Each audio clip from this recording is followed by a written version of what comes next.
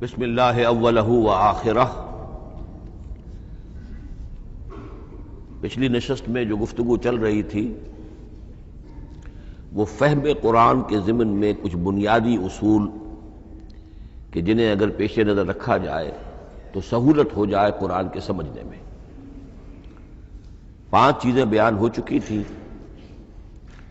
Number 1، قرآن کا اسلوب استدلال منطقی نہیں ہے، فطری ہے، نیچرل اور خطابی ہے، انسان کو خود غور و فکر کرنے اور اپنے اندر جھانکنے کی دعوت دیتا ہے قرآن۔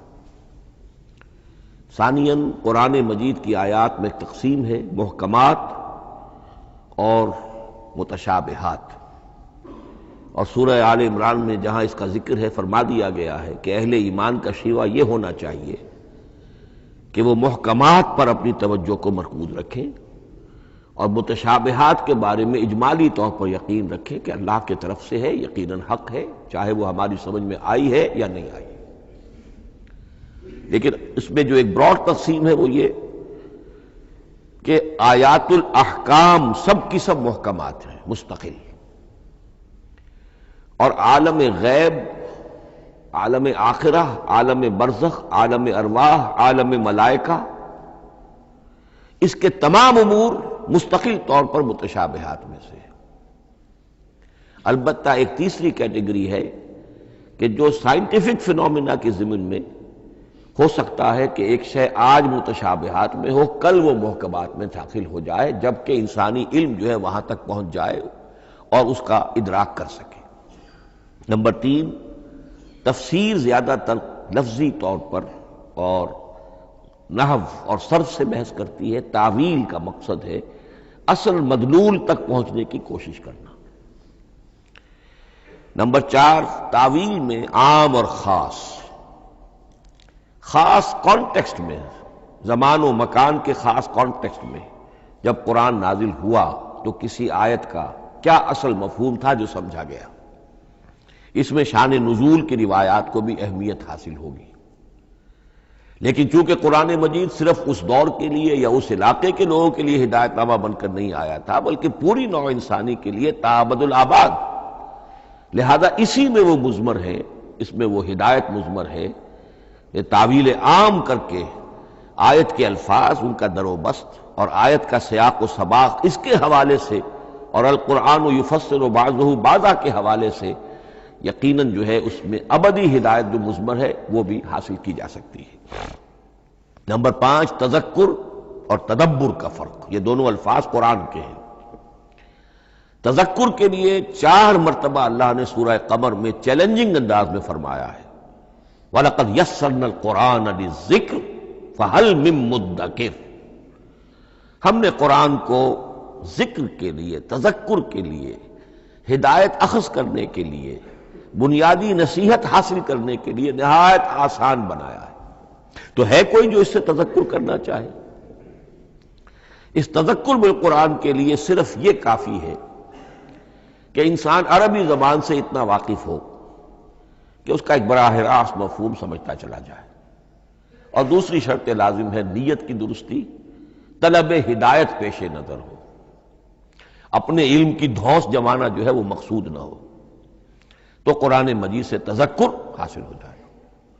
تدبر کے اعتبار سے قرآن مجید مشکل ترین کتاب ہے، بلکہ میں نے اس وقت ایک غلط لفظ استعمال کر دیا تھا، دنیا کی مشکل ترین، یہ دنیا کی کتاب ہے ہی نہیں، یہ تو مشکل ترین کتاب ہے، بہی معنی کہ اللہ تعالیٰ کے علم کامل سے اس کا نزول ہوا ہے، اس علم کا احاطہ کسی انسان کے لیے ممکن نہیں ہے۔ اسی طرح یہ قرآن ایک ایسے سمندر کے مانند ہے جس کا نہ کوئی کنارہ ہے اور نہ ہی اس کی کوئی تہہ ہے، اس میں پوری زندگیاں کھپانے کے باوجود بھی افلا یتدبرون القرآن، تدبر، لیدبروا آیاتہ ولیتذکر اولو الالباب، یہ 2 اصطلاحات خود قرآن کی ہیں۔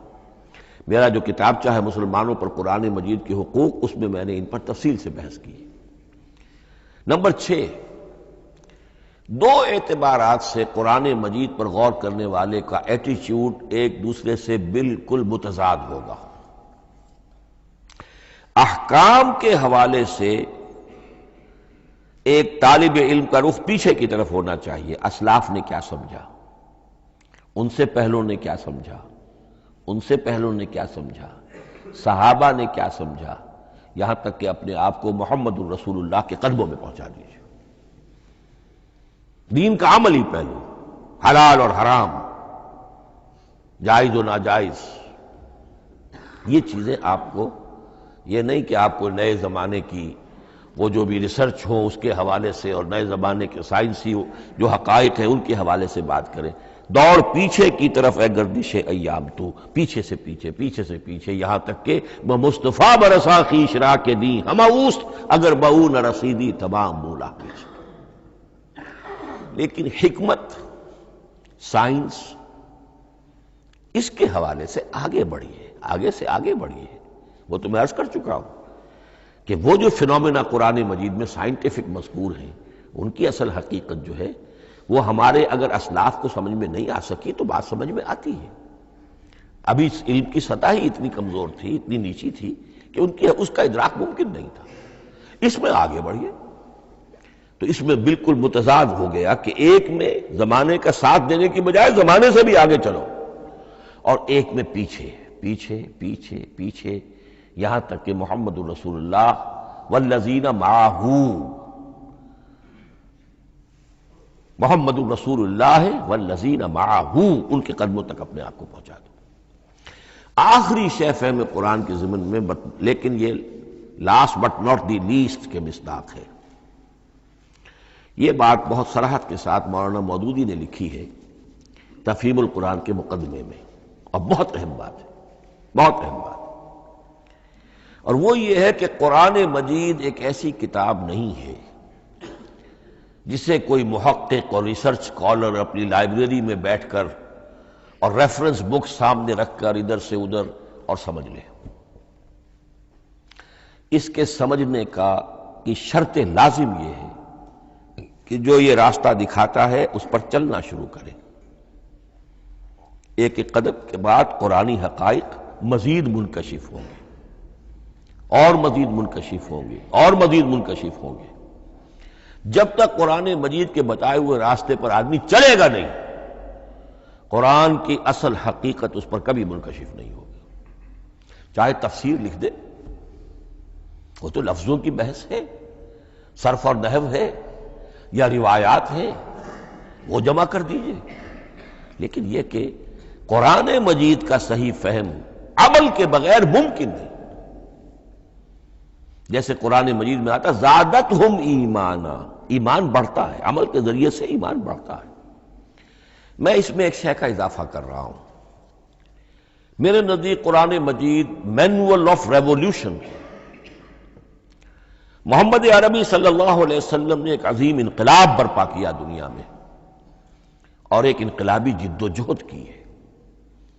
دعوت کے قبول کرنے والوں کو منظم کرنا، ان میں سم و طاعت کی عادت پیدا کرنا، پھر ان میں تن من دھن قربان کرنے کا جذبہ پیدا کرنا، پھر ان کا تزکیہ کرنا، ان کی تربیت، پھر جب وہ تیار ہو جائیں تو باطل سے ٹکر، اور اس میں پھر جہاد اور قتال کے مراحل، تاکہ انقلاب آ گیا، اور یہ کہ جاء الحق وزہق الباطل ان الباطل کان زہوقا۔ اس جد و جہد کے ہر مرحلے پر قرآن نازل ہو رہا ہے، جو اس مرحلے کے جو مسائل ہیں، جو اس مرحلے کے پرابلمز ہیں، جو اس مرحلے کی مشکلات ہیں، ان سے بحث کر رہا ہے۔ اب اگر کوئی فرد یا کوئی گروہ اس پروسیس میں وہ داخل ہی نہیں، وہ سمجھ ہی نہیں سکتا کہ یہ جو بات کہی جا رہی ہے اس کا اصل محل کیا ہے، مقام کیا ہے، کیوں کہی جا رہی ہے، وہ تو جب اسی قسم کی انقلابی جد و جہد میں کوئی خود مبتلا ہوگا تو اسے معلوم ہوگا کہ یہ تھی وہ مشکل، یا یہ تھا وہ مسئلہ، یا یہ تھا وہ مرحلہ جو اس وقت کی جو جد و جہد تھی محمد الرسول اللہ والذین معہ کی، کہ اس وقت یہ آیات نازل ہوئی۔ اس طریقے سے مینول آف ریولیوشن میں کہا کرتا ہوں، چونکہ ہماری جو طب کی تعلیم ہوتی ہے ان میں مینول آف ڈسیکشن، سب سے پہلے جو ہے اناٹمی پڑھائی جاتی ہے اور ڈیڈ باڈی کی ڈسیکشن ہوتی ہے، تو مینول آف ڈسیکشن جو ہے وہ پہلی کتاب ہوتی ہے جو ہمیں ملتی ہے۔ یہ ہوتا ہے، بتایا جاتا ہے یہاں ذرا شکاف دو اور یہ کھال کو کاٹو، اس کے اندر تمہیں یہ نظر آئے گا، یہ فیشیا ہے، پھر اسے اس کے اندر ایک اور شگاف دو، یہ نظر آئے گا۔ بالکل اسی طریقے سے قرآن مجید کی انگلی پکڑ کر اگر آپ چلیں گے تو پھر درجہ بدرجہ قرآن آپ پر منکشف ہوتا چلا جائے گا۔ اور اگر آپ نے اسے صرف ایک اکیڈمک ایکسرسائز بنا لیا، ایک علمی بات ہے، اس سے آگے کچھ نہیں، تو قرآن مجید کا جو اصل لب لباب ہے، جو اصل اس کا جوہر ہے، وہ کبھی منکشف نہیں ہوگا۔ اب آئیے ایک اہم موضوع، اعجاز قرآن کے وجوہ کیا ہیں۔ پہلی بات تو یہ سمجھ لیجئے کہ قرآن مجید کی حقانیت پر بنیادی طور پر دو قسم کی دلیلیں ہیں۔ ایک دلیل خارجی ہے، خارجی دلیل محمد الرسول اللہ صلی اللہ علیہ وسلم کی شخصیت اور آپ کا کارنامہ، الصادق الامین، قد لبثت فیکم عمرا، میں تمہارے مابین ایک عمر گزار چکا ہوں، تم نے مجھے دیکھا، میرا کردار دیکھا، تم نے خود مجھے الصادق اور الامین کا جو ہے خطاب دیا، تو خود حضور کی شخصیت دلیل ہے قرآن مجید کی حقانیت پر۔ اس اعتبار سے ایک مضمون بہت اہم ہے، اور وہ یہ کہ قرآن اور محمد صلی اللہ علیہ وسلم اس طرح ایک دوسرے کے ساتھ جڑے ہوئے ہیں، گتھے ہوئے ہیں، ایک وحدت بن گئے ہیں، ایک آرگینک ہول بن گئے ہیں کہ ایک دوسرے کے لیے شاہد بھی ہے اور ایک دوسرے کے لیے کمپلیمنٹری بھی ہے، جس کے لیے میں دو مقامات سے استشہاد کروں گا۔ سورہ بینہ میں فرمایا لم یکن الذین کفروا من اہل الکتاب والمشرکین منفکین حتی تأتیہم البینہ، اہل کتاب میں سے اور کفار میں سے، مشرکین میں سے جو لوگ جنہوں نے کہ کفر کیا تھا، وہ علیحدہ نہیں کیے جا سکتے تھے جب تک کہ بینہ نہ آ جاتی۔ اب بینہ کیا ہے؟ رسول من اللہ یتلو صحفا مطہرۃ فیہا کتب قیمہ، بینہ دو چیزوں سے مل کر بنی، رسول من اللہ یتلو صحفا مطہرۃ فیہا کتب قیمہ، رسول اور قرآن مل کر بینہ ہے، رسول کی شخصیت بین ہے، اور یہ قرآن مجید کے لیے دلیل ہے۔ دوسری طرف قرآن مجید محمد کی رسالت کا ثبوت ہے، جیسے کہ آپ دیکھتے ہیں یاسین والقرآن الحکیم انک لمن المرسلین، والقرآن الحکیم، قسم ہے اس قرآن حکیم کی، یعنی یہ قرآن حکیم گواہ ہے، شاہد عادل ہے کہ اے محمد آپ اللہ کے رسول ہیں۔ محمد کی شخصیت، حقانیت قرآن پر دلیل، قرآن محمد کی رسالت پر دلیل، ایک دوسرے کے شاہد۔ دوسرا مقام سورہ طلاق کا ہے، قد انزل الیکم ذکرا، دیکھو لوگو اللہ نے تمہارے لیے یاد دہانی ذکر نازل کر دیا ہے، وہ یاد دہانی کیا ہے؟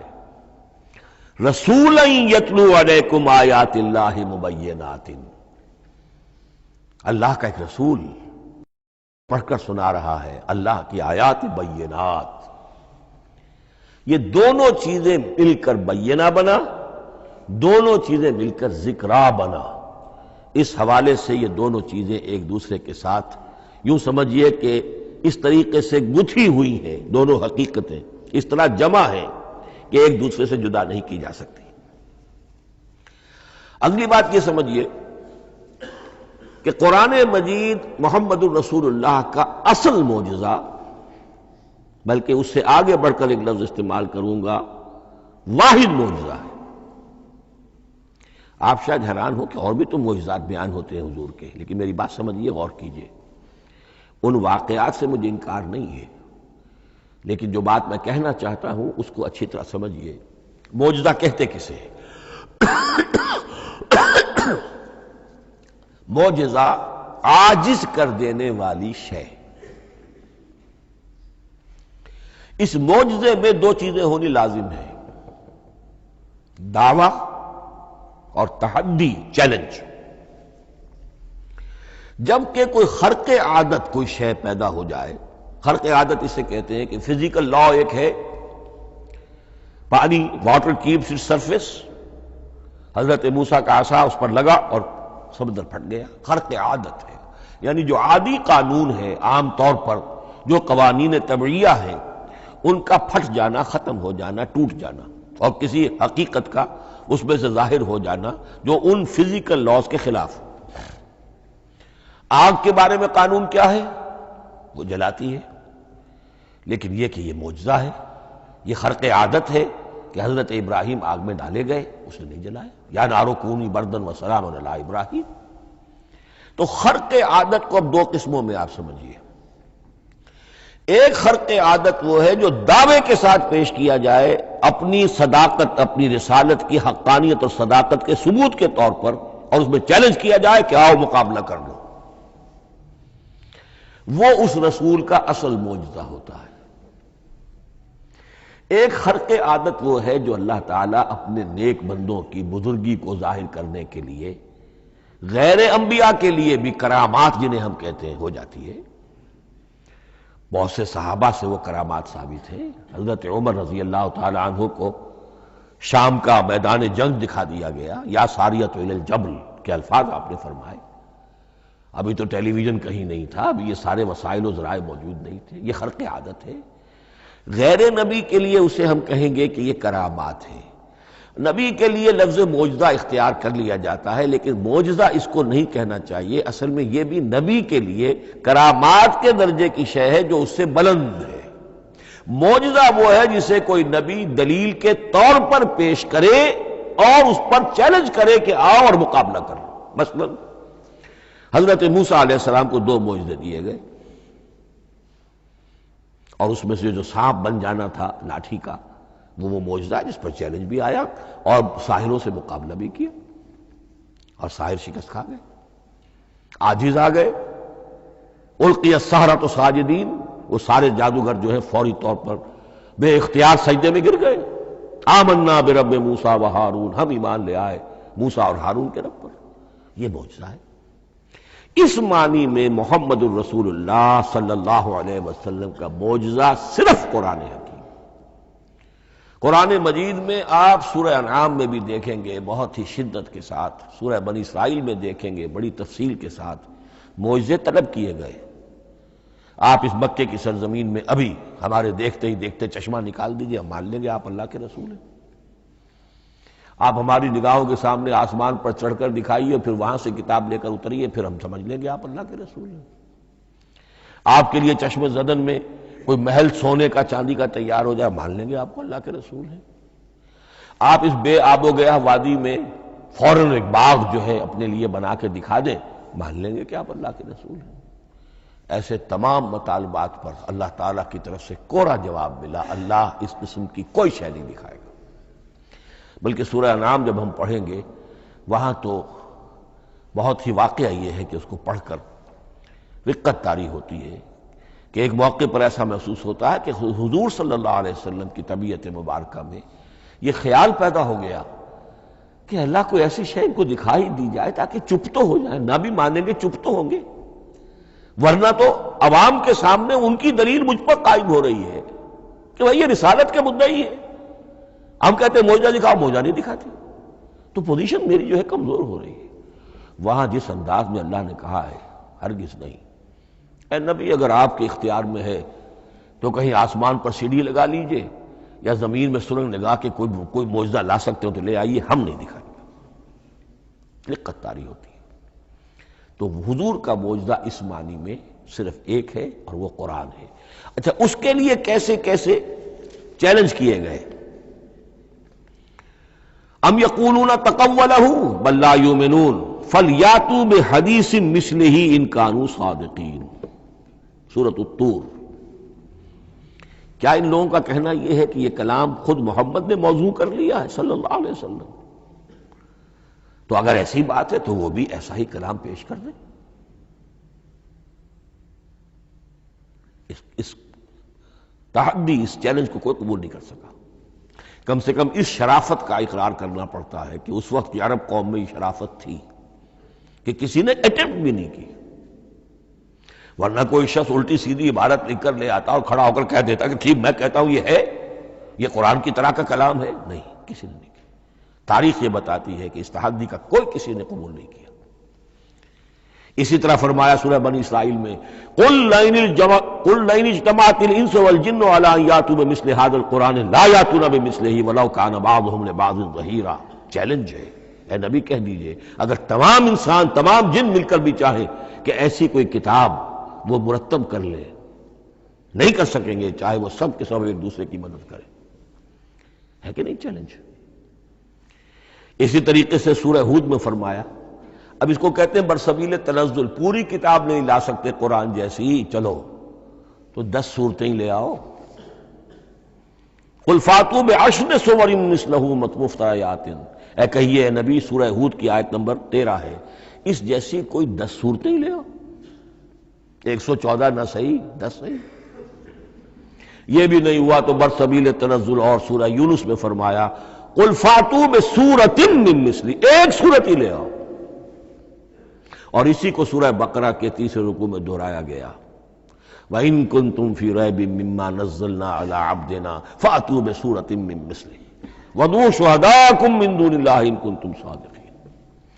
لیکن نوٹ کر لیجئے کہ کسی نے یہ جرأت نہیں کی، نہ قرآن کے اس دعوے کو چیلنج کیا، نہ کسی نے مقابلے کی کوشش کی، نہ کوئی اپنی کوئی تصنیف و تالیف یا اپنا کوئی کمپوزیشن لا کر اور یہ دعویٰ کر کے کھڑا ہوا کہ جمع کر لیجئے، منصف بلا لیجئے، کوئی کمیشن بٹھا لیجئے، میرا یہ کلام بھی بالکل ہم وزن ہے اس کلام کے. نہیں. اب ہمیں دیکھنا یہ ہے کہ وجوہ اعجاز قرآن مجید کے کیا کیا ہے. معجزہ تو یہ ہے، حضور کا اصل معجزہ یہ ہے، لیکن معجزہ کس کس پہلو سے ہے؟ یہ ایک ایسا موضوع ہے کہ جس پر پوری تصانیف لکھی گئی ہیں. وجوہ الاعجاز، وجوہ اعجاز القرآن، قرآن کے معجزہ ہونے کے کون کون سے پہلو ہیں. اس کا واقعہ یہ ہے کہ احسان ناممکن ہے، اور جیسے جیسے زمانہ آگے بڑھے گا اس کے اور پہلو واضح ہوتے جائیں گے. سنوریہم آیاتنا فی الآفاق وفی انفسہم حتی یتبین لہم انہ الحق. لیکن یہ کہ کس کس پہلو سے یہ معجزہ ہے، چند موٹی موٹی باتیں ضرور سمجھ لیجئے. لغت، ادب، فصاحت، بلاغت، عذوبت، مٹھاس، اس کے اعتبار سے قرآن معجزہ ہے. لیکن اس اعتبار سے قرآن معجزہ ہے یا تو تھا اپنے زمانے کے عربوں کے لیے، غیر عرب کے لیے تو نہیں تھا. غیر عرب جو ہے قرآن مجید کی جو بھی فصاحت و بلاغت ہے، اس کا جو لٹریری بیوٹی ہے، اس کو تو وہ اپریشیٹ نہیں کر سکتا تھا. یہ حصہ جو ہے یا تو عربوں کے لیے تھا اس وقت دائمی، یا آج بھی عرب کچھ نہ کچھ، بہرحال عربی ان کی زبان ہے، وہ پڑھتے ہیں. جیسا کہ میں نے عرض کیا تھا، چاہے عیسائی ہو اور چاہے یہودی ہو، وہ بھی اپنے ہاں لٹریچر کی، عربی لٹریچر کی ہائیسٹ کتاب کی حیثیت سے قرآن مجید کو پڑھانے پر مجبور ہے. ایک پہلو اس کا یہ ہے. اور اسی کے حوالے سے نوٹ کیجئے حضرت لبید رضی اللہ تعالی عنہ، یہ سبع معلقہ کے شعراء میں سے تھے آخری. عربوں میں چونکہ اس کا بڑا چرچا تھا شاعری کا، تو ان کا جو سالانہ جشن ایک ہوتا تھا، اس میں وہ بہت بڑے بڑے شعراء سب جمع ہوتے تھے، اپنے اپنے قصیدے پڑھتے تھے، اور جس کا قصیدہ سمجھا جاتا تھا کہ سب سے اعلیٰ ہے، سب سے بلند ہے، سب سے عمدہ ہے، اب اسے اس سال کے لیے وہ گویا کہ ملک الشعراء اس کو مانا جاتا تھا کہ یہ شاعروں کا بادشاہ ہے، اور تمام شاعر اسے سجدہ کرتے تھے بالفعل، اور اس کے قصیدے کو کعبے کی دیوار کے ساتھ ٹانگ دیا جاتا تھا، معلق کر دیا جاتا تھا. ایسے 7 قصیدے ہیں جن کے مجموعے کا نام ہے سبع معلقہ. اس سبع معلقہ جو ہے 7 جو سلسلے ہیں، ان میں آخری حضرت لبید کا ہے. وہ ایمان لے آئے. ایمان لانے کے بعد انہوں نے شعر کہنا چھوڑ دیا. اس پر حضرت عمر نے ایک دفعہ ان سے کہا کہ لبید اب آپ شعر نہیں کہتے. ان کا جواب تھا ابعد القرآن، کیا قرآن کے بعد بھی کسی کے لیے کوئی موقع ہے کہ وہ کچھ کہنے کی کوشش کرے؟ فصاحت اور بلاغت کی تو معراج قرآن مجید ہے، وہ آ چکی ہے. تو جہاں تک اہل عرب کے لیے اس کا معجزہ ہونا خاص طور پر اس دور میں اور اب بھی کسی درجے میں، اس میں تو اہمیت ہے اس کی ادبیت، اس کی فصاحت، اس کی بلاغت، اس کی عذوبت. دائمی اور ابدی یہ کس اعتبار سے معجزہ ہے؟ عہد حاضر میں اور غیر عرب لوگوں کے لیے. نمبر ایک، سائنسی حقائق کا انکشاف.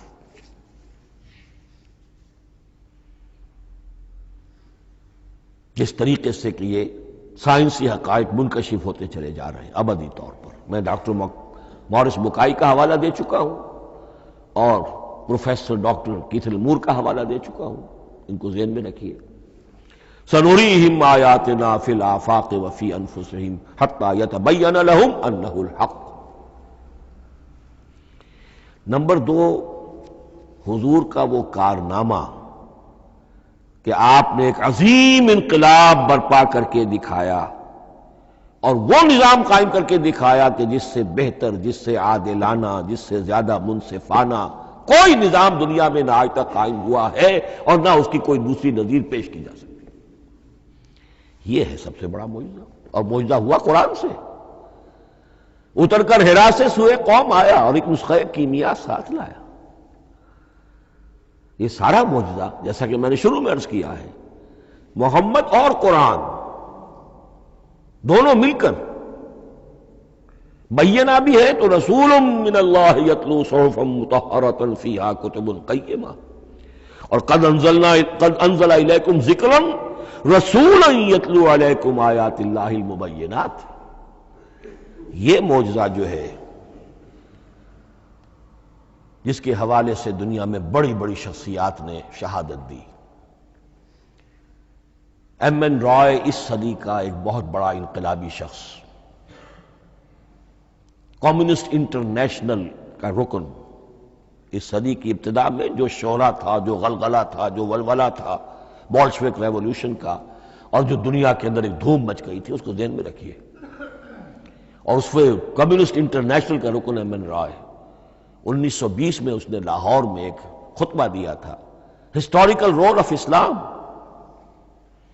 اور اس نے کہا تھا تاریخ انسانی کا عظیم ترین انقلاب وہ ہے کہ جو محمد نے برپا کیا صلی اللہ علیہ وسلم. آج بھی یہ کتاب بھارت میں چھپتی ہے، بامبے کا ایک پبلشر شائع کرتا ہے، historical role of Islam by M N رائے.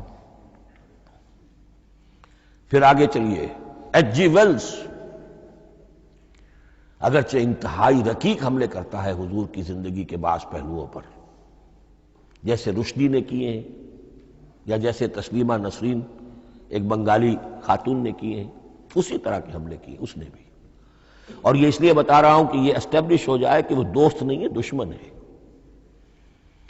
عربی کا ایک مقولہ یہ ہے کہ الفضل ما شہدت بہ الاعداء، اصل فضیلت تو اس شے کی ہے جس کی گواہی دشمن دے.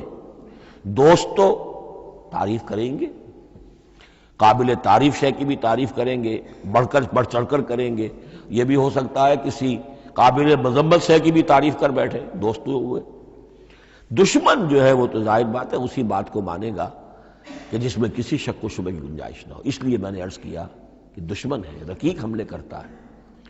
لیکن آخر میں جب آتا ہے concise history of the world میں چیپٹر جو ہے حضور پر، اس میں خطبہ حجۃ الوداع کا وہ حوالہ دیتا ہے، لا فضل لعربی علی عجمی ولا لعجمی علی عربی ولا لاحمر علی اسود ولا لاسود علی احمر الا بالتقوی. اور پھر لکھتا ہے کہ اگرچہ انسانی حریت و اخوت و مساوات کے واز تو پہلے بھی بہت کہے گئے تھے، یہاں تک کہ مسیح ناصری حضرت عیسیٰ علیہ السلام کے ہاں بھی ہمیں بڑے واز ملتے ہیں، لیکن یہ ماننا پڑتا ہے کہ تاریخ انسانی میں پہلی مرتبہ ان اصولوں پر ایک انسانی معاشرہ قائم کر کے دکھایا محمد نے صلی اللہ علیہ وسلم. Although the sermons of human freedom, fraternity and equality were said before also. And we find a lot of them in Jesus of Nazareth. But it must be admitted that it was Muhammad sallallahu alaihi wasallam who established for the first time in history a society based on these principles. اسی طرح کی گواہی آج سے تقریباً 20 سال پہلے امریکہ کے ڈاکٹر مائیکل ہارٹ نے دی. A selection and gradation of the 100 most influential personalities of human history. اور نمبر 1 پر محمد کا ذکر کر رہا ہے صلی اللہ علیہ وسلم، اور کہتا ہے naturally I owe an explanation, میں عیسائی ہوں اور ابھی تک عیسائی ہے وہ، اس کی موت کی بھی ابھی کوئی خبر نہیں آئی ہے، عیسائی ہے، لیکن یہ کہ اس نے حضور کو نمبر 1 پر رکھا، حضرت عیسیٰ کو نمبر 3 پہ لے گیا. تو naturally I owe an explanation, اور پھر ایکسپلینیشن دی ہے this is because he is the only person supremely successful in both the religious and secular fields. یہ دونوں میدان جو ہے مذہب اور روحانیت اور دوسری طرف سیاست اور حکومت اور ریاست، ان دونوں میدانوں میں بیک وقت انتہائی کامیاب انسان صرف ایک ہے، اور وہ محمد ہے صلی اللہ علیہ وسلم. یا تو آدمی اس میں اونچا ہوتا ہے، روحانیت میں ہے، دین میں ہے، اخلاق میں ہے، تو سیاست اور ریاست میں زیرو ہوگا. یا کوئی بہت بڑا بادشاہ ہے، بڑا حکمران ہے، بڑا فاتح ہے، سکندر اعظم ہے، تو وہ اخلاقیات میں اور روحانیات میں زیرو نہیں، مائنس ہوگا. یہ معاملہ کہ دونوں میں this is because he is the only person supremely successful in both the religious and the secular fields. لیکن یہ بات نوٹ کر لیجئے کہ جو تازہ ایڈیشن ہے اس کتاب کا، اس میں سے یہ پیسج نکال دیا ہے نئے جو ایڈیٹرز ہیں انہوں نے. اس کے لیے آپ کو کسی پرانے ایڈیشن سے رجوع کرنا پڑے گا، concise history of the world, اور وہ لائبریریوں میں مل جائے گا. علامہ اقبال نے اس بات کو یوں بیان کیا ہے، ہر کجا بینی جہان رنگ و بو، کہ از خاکش بروید آرزو، یاد نور مصطفیٰ اورا بہاس، یا ہنود اندر تلاش مصطفیٰ است. اس دنیا میں تمدن کے اعتبار سے، اخلاق کے اعتبار سے، معاشرت کے اعتبار سے کہیں کوئی خوبی اگر تمہیں نظر آتی ہے، کوئی رمق نور کی، خوبی کی، بھلائی کی، رنگ و بو، جان لو کہ یا تو وہ نور محمدی سے مستعار لی گئی ہے، اور یا ابھی تک انسان ابھی محمد کی تلاش میں ہے، ادھر جا رہا ہے، قافلہ ادھر جا رہا ہے، نوع انسانی کا چاروں ناچار ادھر جا رہا ہے. سوشل ایوولوشن کا پروسیس انسان کو افراط و تفرید کے دھکوں کے باوجود تدریجاً لے کر جا رہا ہے بحیثیت مجموعی پوری مین کائنڈ کو اسی بات کی طرف کہ جس کی طرف دعوت دی تھی محمد رسول اللہ صلی اللہ علیہ وسلم. ہر کجا بینی جہان رنگ و بو، کہ از خاکش بروید آرزو، یا ز نور مصطفیٰ اورا بہاست، یا ہنود اندر تلاش مصطفیٰ است. اسی اعتبار سے میں ایک بات اور کہہ رہا ہوں، اس پہلو سے واقعہ یہ ہے کہ میرے نزدیک اس دور میں اعجاز قرآن کی سب سے بڑی نمائندہ شخصیت، اعجاز قرآن کا سب سے بڑا مظہر علامہ اقبال کی ذات ہے. 20ویں صدی کا مفکر، فلسفی، مشرق و مغرب کے فلسفے پڑھ چکا، قدیم اور جدید فلسفہ سب کا مطالعہ کیا، اور اس کے بعد اس کو قرآن کی حقانیت پر جو یقین نظر آیا ہے، قرآن کی عظمت جس طرح اس پر منکشف ہوئی ہے، وہ واقعہ یہ ہے کہ مجھے کم سے کم اپنی محدود معلومات کی حد تک عظمت قرآن کا وہ انکشاف کسی دوسرے شخص پر نظر نہیں آتا. انہوں نے جس جس طریقے سے مرثیے کہے ہیں کہ مسلمان قوم نے کس طرح قرآن کو چھوڑا ہوا ہے، واز ہے تو قرآن سے نہیں کہیں اور سے، تربیت اور تزکیہ نفس ہے تو اس کا تعلق قرآن سے نہیں، وہ بھی کچھ اور مستعار چیزیں ادھر سے ادھر سے لے لی ہیں، فلسفے ہیں تو کہیں اور سے لے لیے ہیں، قرآن سے حکمت جو ہے وہ اخذ نہیں کی گئی ہے. کیسے کیسے انہوں نے عظمت قرآن کا جو انکشاف ان پر ہوا، اس کی تعبیر کی ہے، کتاب زندہ قرآن حکیم، حکمت او لا یزال است و قدیم، حرف اورا ریب نئے، تبدیل نئے، آیا شرمندہ تعویل نئے، فاش گویا ماچے در دل مضمر است، یہ کتابیں نیز چیزیں دیگر است، مثل حق پنہاؤ ہم پیداستو، زندہ و پائندہ و گویاستو، چون بجاں در رفت جہاں دیگر شود، جہاں چو دیگر شد جہاں دیگر شود۔ میں اس میں خاص طور پر دو اشعار آپ کو اس وقت سنانا چاہتا ہوں۔ انہوں نے حضور سے مناجات کرتے ہوئے دو اشعار کہیں، اس سے آپ کو اندازہ ہوگا کہ انہیں کتنا یقین تھا کہ میرے سارے فکر کا منبع قرآن حکیم ہے۔ کہتے ہیں گر دلم آئینہ بے جوہر است، اے اللہ کے رسول صلی اللہ علیہ وسلم، اگر میرا دل اس آئینے کے مانند ہے جس میں چمک نہیں ہے، ورب حرفم غیر قرآن مضمر است، اور اگر میرے پیغام میں قرآن کے سوا کوئی شے شامل ہو گئی ہے، قرآن کے سوا کوئی چیز اس میں چھپی ہوئی ہے، مضمر ہے، پردہ ناموس فکرم چاک کن، تو میرے فکر کی ناموس کے دھجیاں بکھیر دیجئے، پردہ ناموس فکرم چاک کن، این خیاباں راز خارم پاک کن، اس شاہراہ کو اس کانٹے سے پاک کر دیجئے، کانٹا میرا، میں کانٹے کے مانند ہوں، پھر اٹھا کر پھینک دیجئے، روز محشر خار و رسوا کن مرا، بے نصیب از بوسہ پاک کن مرا، قیامت کے دن مجھے ذلیل و خوار کیجیے گا اور اپنے قدموں، اپنے پائے مبارک کا بوسہ لینے سے محروم کر دیجیے گا۔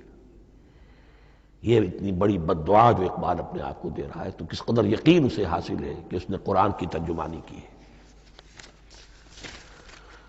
اب آئیے، بہت چھوٹے چھوٹے دو اور مضمون ہیں۔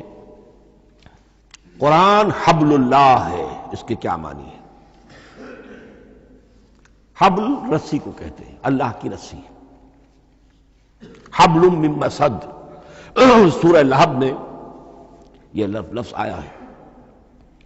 امام راغب نے اس کی تعبیر کی ہے، استعیر للوصل ولکل ما یتوصل به الی شیء، یا تو تعلق کو حبل سے استعارہ دیا جاتا ہے، استعارے کے طور پر حبل کا لفظ کسی تعلق کے لیے استعمال ہوتا ہے، یا کسی شے تک پہنچنے کا ذریعہ، وہ حبل ہے۔ اب یہ ہمیں لفظ ملتا ہے حضرت علی رضی اللہ تعالیٰ عنہ کی روایت میں، هو حبل اللہ المتین، ترمذی میں یہ الفاظ موجود ہیں، حضرت علی سے منقول ہے رضی اللہ تعالی عنہ، یہی ہے اللہ کی مضبوط رسی، کیونکہ قرآن مجید میں آتا ہے وَاعْتَصِمُوا بِحَبْلِ اللَّهِ جَمِيعًا، تو حبل اللہ کون سی ہے؟ پھر یہ حضرت عبداللہ ابن عمر سے بھی ہے، یہ روایت موجود ہے رزین میں، هو حبل اللہ المتین، یہ قرآن ہی اللہ کی مضبوط رسی ہے۔ اللہ سے اب اس کے دو پہلو ہیں، ایک تو یہ کہ یہ اللہ سے جوڑنے والی ہے، تقرب اللہ کا ذریعہ ہے، وصول الی الشیء، کسی چیز تک پہنچانے والی شے، اس کا سہل ترین، اللہ کے تقرب کا سہل ترین ذریعہ، مؤثر ترین ذریعہ قرآن حکیم ہے۔ چنانچہ ترمذی میں حضرت عبداللہ ابن مسعود کا یہ قول موجود ہے، القرآن حبل اللہ الممدود من السماء الی الارض، قرآن تو اللہ کی وہ رسی ہے جو تنی ہوئی ہے آسمان سے زمین کی طرف۔ یہ ترمذی میں تو اصل میں اثر ہے، حضرت عبداللہ ابن مسعود کا قول ہے، لیکن یہ کہ زید ابن ارقم سے یہ الفاظ جو ہیں مرفوعاً کہ یہ حضور کے الفاظ ہیں، یہ بھی منقول ہے کہ حضور نے فرمایا کہ القرآن حبل اللہ الممدود من السماء الی الارض۔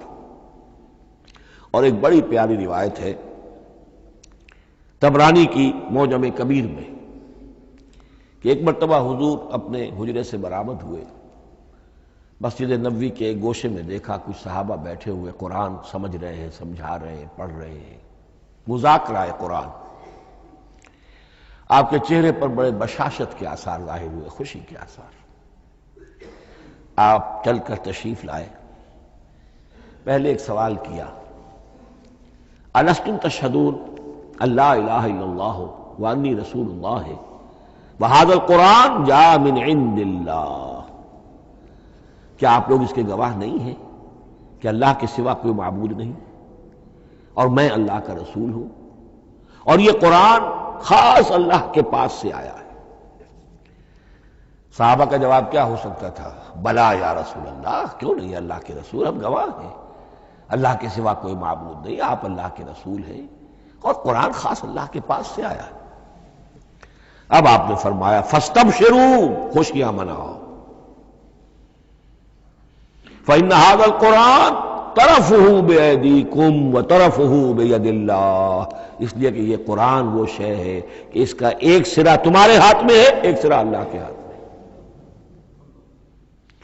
تو وصول الی اللہ کا مؤثر ترین طریقہ، تقرب الی اللہ کا مؤثر ترین طریقہ، سہل ترین طریقہ، شور شارٹ طریقہ وہ قرآن مجید ہے۔ اس اعتبار سے بھی کہ ہے ہی اللہ کی صفت، یہ ہم بحث کر چکے ہیں پہلے، اللہ کا کلام ہے، کلام صفت ہوتی ہے، اور صفت لا عین ولا غیر، یہ قرآن اللہ کا غیر نہیں ہے، ہم سمجھ نہیں سکتے، لیکن یہ کہ ہر صفت جو ہے وہ تو در حقیقت نہ عین ہے نہ غیر ہے۔ دوسری طرف یہی قرآن جو ہے حبل اللہ اس معنی میں بنتا ہے کہ مسلمانوں کو باہم جوڑنے والی شے، وَاعْتَصِمُوا بِحَبْلِ اللَّهِ جَمِيعًا وَلَا تَفَرَّقُوا، حبل اللہ کو مضبوطی کے ساتھ تھام لو، سب کے سب جمع ہو کر، یہ تمہیں تفرقے سے بچانے والی شے ہے۔ اس کی وجہ کیا ہے؟ ظاہر بات ہے کہ انسان جو ہے ان کے اندر اتحاد پیدا ہوگا اتحاد فکری کے نتیجے میں، فکر ایک ہو، نظریات ایک ہوں، ویلیوز ایک ہوں، مقاصد ایک ہوں، تبھی تو انسان متحد ہوگی۔ یہ بھیڑوں کا غلہ تو نہیں ہے کہ چرواہے کی ایک لاٹھی کافی ہے ان کو جمع رکھنے کے لیے، وہ بھیڑوں کا غلہ ہے۔ انسانوں کو جمع کرنے کے لیے کوئی ایسی شے جو تمہیں ایک فکر سے، ایک نظریے سے، ایک مقصد سے، ایک نصب العین سے متصف کر دے، وہ تمہیں جوڑ دے گی۔ اور قرآن وہ شے ہے جو ایک فکر دیتا ہے، ایک خیال دیتا ہے، ایک نظریہ دیتا ہے، ایک عقیدہ دیتا ہے، ایک مقصد دیتا ہے، ایک نصب العین دیتا ہے، اللہ کے لیے جینا، اللہ کے لیے مرنا، ان صلاتی و نسکی و محیای و مماتی للہ رب العالمین، ایک آئیڈیل دیتا ہے محمد الرسول اللہ کی شکل میں، لقد کان لکم فی رسول اللہ اسوۃ حسنہ۔ اب قرآن وہ چیز ہے کہ جو تمہیں آپس میں جوڑتی چلی جائے گی، تمہارے درمیان اتحاد پیدا ہو جائے گی۔ آخری چیز، مسلمانوں پر قرآن مجید کے حقوق کیا ہیں؟ یہ صرف اشارہ کروں گا اس لیے کہ اس پر میرا کتابچہ موجود ہے، اور اس کتابچے کو اللہ تعالیٰ نے بہت قبول عام عطا فرمایا۔ اس کا انگریزی ترجمہ کیا ایک صاحب نے، از خود کیا، خود ہی ٹائپ کیا، خود ہی چھپوایا۔ عربی ترجمہ ایک صاحب نے کیا، خود کیا۔ فارسی ترجمہ ایک صاحب نے کیا، خود کیا، بغیر کسی معاوضے کے۔ ملیشیا میں وہ چھپ چکا ہے، لاکھوں کی تعداد میں عام ہو چکا ہے۔ پھر میں نے ایک موقع پر 1970 میں رمضان مبارک کے دوران آخری عشرے میں مولانا بن نوری رحمۃ اللہ علیہ تشریف لائے ہوئے تھے مدینہ منورہ، اور میں نے بھی وہ پورا رمضان مبارک اس سال وہیں کیا تھا۔ میں نے ان کو دیا تھا کہ آپ دیکھیے اس میں کوئی غلطی ہو تو مجھے بتا دیجئے، میں اسے بڑے پیمانے پر شائع کرنا چاہتا ہوں۔ انہوں نے حالت اعتکاف میں مسجد نبی میں پڑھا ہے، صرف ایک جگہ ایک جملے میں انہوں نے اصلاح تجویز کی، وہ میں نے کر دی۔ اس اعتبار سے اب یہ کتابچہ جو ہے مصدقہ ہے مولانا محمد یوسف بن نوری رحمۃ اللہ علیہ کا۔ اس میں اللہ تعالیٰ نے جو بات مجھ سے کہلوا دی تھی، تقریباً 30 سال پہلے کی بات ہے، ہر مسلمان پر قرآن مجید کے 5 حقوق حسب استعداد و توفیق عائد ہوتے ہیں۔ پہلے یہ کہ اس پر ایمان ہو جیسا کہ ایمان کا حق ہے، صرف زبانی ایمان نہیں، دل سے یقین کہ یہ اللہ کا کلام ہے۔ اور اس کا نتیجہ کیا ہوگا؟ پھر عظمت اس کی پیدا ہوگی، ایمان و تعظیم، یہ پہلا حق ہے۔ تلاوت و ترتیل، اس کو پڑھے جیسے کہ پڑھنے کا حق ہے، پھر سمجھے جیسے کہ سمجھنے کا حق ہے، تذکر و تدبر، پھر عمل کرے، انفرادی طور پر بھی اجتماعی طور پر بھی۔ انفرادی طور پر جو آپ کی زندگی کے معاملات ہیں وہ آپ قرآن کے مطابق طے کریں، قومی سطح پر حکومت اور ریاست اور قانون اور سیاست اس کے سارے تقاضے قرآن کے مطابق پورے ہوں، اور آخری یہ کہ اس قرآن کو پہنچائیں اور عام کریں، جس کے لیے حضور نے اس حد تک اس میں عمومیت کر دی ہے کہ بلغوا انی ولو آیۃ، پہنچاؤ میری جانب سے خواہ ایک ہی آیت پہنچاؤ، میرا کوئی امتی اس سعادت سے بالکل محروم نہ رہ جائے۔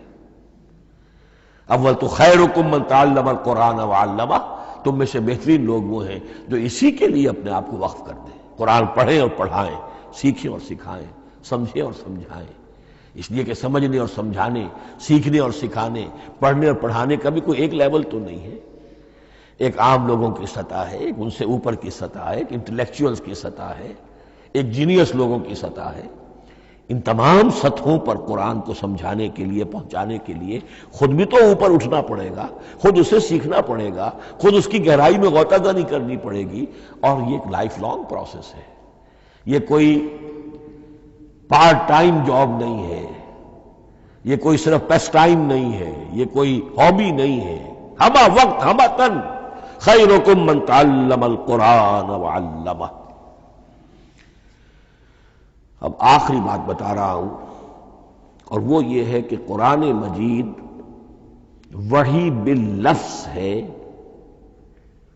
صرف وحی بالمعنی نہیں ہے۔ یہ بحث اصل میں کیونکہ ہمارے پڑھے لکھے طبقے میں کچھ زیادہ ہو جاتی ہے، خاص طور پر جو مشنری اسکولوں وغیرہ میں پڑھے ہوں اور عیسائیت اور اس کے عقائد اور اس کے فلسفے کی کوئی تھوڑی بہت ان کو کوئی چھوت لگ گئی ہو۔ عیسائیوں کے ہاں یہ عقیدہ ہے، اجماعی عقیدہ ہے کہ وحی بالمعنی ہوتی ہے، یعنی وحی کا ایک مفہوم ہے جو نبی پر اتار دیا جاتا ہے، پھر نبی اپنے الفاظ میں اسے ادا کرتا ہے۔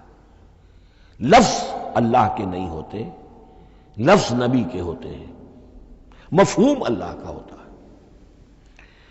ان کے لیے مجبوری یہ ہو چکی ہے جس کی وجہ سے انہیں یہ عقیدہ اپنانا پڑا کہ کوئی ایک انجیل ہے ہی نہیں، 104 انجیلوں میں سے وہ انہوں نے 4 سلیکٹ کی تھی کینونیکل گاسپلز، باقی جو ہے وہ اب وہ ان کو مستند نہیں مانتے، اپوکریفل کہتے ہیں۔ اور میں نے ایک مرتبہ ایک پادری صاحب سے، مسٹر وائٹ ہوتے تھے منٹگمری میں نے ان سے پوچھا which one of them is Bible, یہ متی اور یہ لیوک اور مارکس اور جان، ان میں سے کون سی بائبل کون سی ہے؟ تو اس نے جواب دیا none of them is Bible. Bible is in them. ان میں سے کوئی ایک بھی مشخص طور پر، معین طور پر بائبل نہیں ہے، بائبل ان میں ہے بحیثیت مجموعی۔ لہذا ان کے لیے یہ عقیدہ جو ہے وہ لازم سا ہو گیا۔ ہمارے ہاں بھی بعض فلاسفہ نے اس قسم کی باتیں کی ہے کہ جن سے یہ دھوکہ لگتا ہے، لیکن میں خاص طور پہ چونکہ علامہ اقبال کا تذکرہ میں نے آج کیا ہے، اسی حوالے سے میں ان کا ایک واقعہ بیان کرنا چاہتا ہوں۔ ایف سی کالج لاہور کے پرنسپل تھے ڈاکٹر یوئنگ، ایک دعوت تھی، اس میں علامہ بھی تھے، وہ بھی تھے۔ تو ڈاکٹر یوئنگ نے کہا، وہ بڑا فلسفی تھا، کہ ڈاکٹر اقبال ہم نے سنا ہے کہ آپ بھی وحی باللفظ کے قائل ہیں، آپ جیسا پڑھا لکھا شخص، عالم دانا۔ علامہ اقبال نے فرمایا جی ہاں، اور مجھے تو اس کا ذاتی تجربہ ہے، مجھ پر تو جو شعر نازل ہوتے ہیں وہ الفاظ میں ڈھلے ہوئے ہوتے ہیں، میں ان میں تبدیلی کرنا چاہوں تو نہیں کر سکتا۔ تو اگرچہ اس سوال، اس جواب کو ہم کہیں گے کہ یہ الاجوبۃ المسکتہ، مسکت، چپ کر دینے والا جواب تھا کہ جو علامہ اقبال نے دیا، لیکن ذہن میں رکھیے یہ کہ جو وحی باللفظ ہے وہ ختم ہو چکی محمد الرسول اللہ صلی اللہ علیہ وسلم پر۔ وحی رسالت وحی باللفظ ہے، وہ ختم ہو چکی۔ البتہ الہام، کشف، رویا، القاء، یہ وحی بالمعنی ہے، یہ کوئی ایک شے ہے جو دل میں ڈال دی جاتی ہے، اس کے دروازے آج بھی کھلے ہوئے ہیں۔ اور یہ جان لیجئے قرآن مجید کی حقانیت کا جو اصل ثبوت ہے وہ یہ ہے کہ آپ اسے اپنے باطن کے اندر محسوس کریں۔ یہ جو باطنی تجربہ علامہ اقبال نے کہا ہے کہ انسان اپنے باطن میں محسوس کرے کہ ہاں یہ بات ہے، ٹھیک ہے، اس کے لیے کہ علامہ ابن قیم رحمۃ اللہ علیہ کا قول ایسا ہے، بڑا پیارا قول ہے۔ قرآن کے کچھ پڑھنے والے ایسے ہیں جب قرآن کو پڑھتے ہیں تو یوں محسوس کرتے ہیں کہ ہم مصحف سے نہیں پڑھ رہے، لوح قلب سے پڑھ رہے ہیں، ہمارے دل پر لکھا ہوا قرآن موجود ہے۔ یعنی ہماری فطرت، ہمارے اندر کی کوئی حقیقت ہے جو سرٹیفائی کر رہی ہے، توثیق کر رہی ہے، اٹیسٹ کر رہی ہے کہ ہاں یہ ٹھیک ہے۔ اور اس کی وجہ کیا ہے؟ ہماری روح اور اس قرآن کا منبع وہ ایک ہی ہے، وہ ذات باری تعالی ہے۔ یہ کلام اللہ ہے اور ہماری روح امر اللہ۔ یسألونک عن الروح قل الروح من امر ربی وما اوتیتم من العلم الا قلیلا۔ بس میں اسی پر اکتفا کر رہا ہوں۔ اب گمان غالب یہی ہے کہ کل تو تراویح ہوگی انشاءاللہ، اس لیے کہ سنا یہ ہے کہ آج بھی روزہ تھا سعودی عرب میں، تو اب اس سے زیادہ تو تاخیر اب ممکن نہیں ہے، تو کل انشاءاللہ تعالی دورہ ترجمہ قرآن شروع ہو جائے گا۔ بارک اللہ لی ولکم فی القرآن العظیم ونفعنی وإیاکم بالآیات والذکر الحکیم۔